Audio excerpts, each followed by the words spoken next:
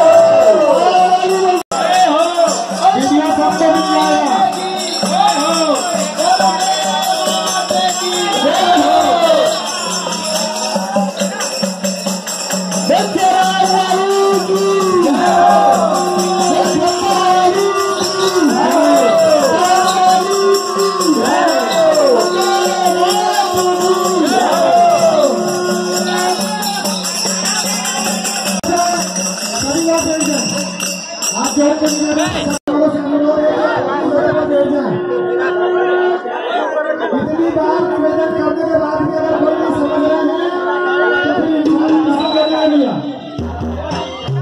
यहाँ से भी ले लिया।